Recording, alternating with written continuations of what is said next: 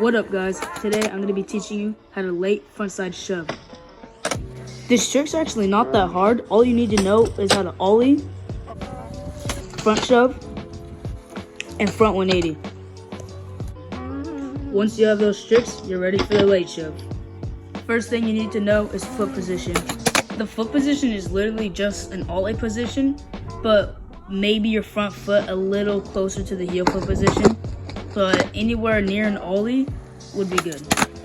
And to flip that late shove, you can practice a scissor kick by kicking your back foot forward, and you don't really have to kick your front foot back, but doing that can help you with the scissor kick. And also, probably the best thing to know for the late shove is when to flick the shove. A lot of people mess up by flicking it too early and just popping it and flicking the late shove. It doesn't even look like a late shove. You're going to want to do it right at the peak of your ollie. So right when you get to the top of your ollie, flick it so it goes down, so that the shove is going down instead of up. Because if it goes up, it can over rotate and it'll just look like a 270 shove, especially if you pop it too early. So yeah, just keep that in mind. That's the best thing you need to know, is to flick the shove at the peak of your ollie.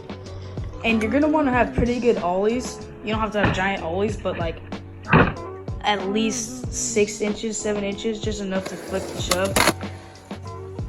Once you have the flick of the late shove and you're able to spin it, practice landing like to the side of it, or landing on the edge of your board, or like kicking it out. You can literally just practice an ollie and kicking out. That literally helps. And if you're still having trouble with the flick, you can guide it with your back foot and kick it out. It'll help it spin more. Practice keeping the board under your feet, because it is a late shove, so you're going to be kicking your board so it can be flying anywhere. So practice just keeping it under your feet. Practice staying over your board, being centered. And when you flick that late shove, try not to be kicking it like outwards, but be kicking it kind of downwards. It's okay if it bounces. I mean, it's a late shove.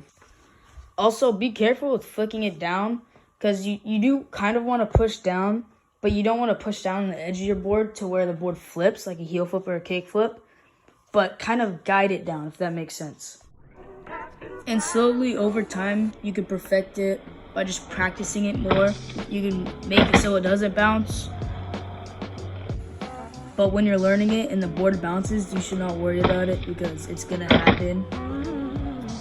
And now once you feel you have a good spin on it and that it's staying under your feet, you're going to want to practice landing on it.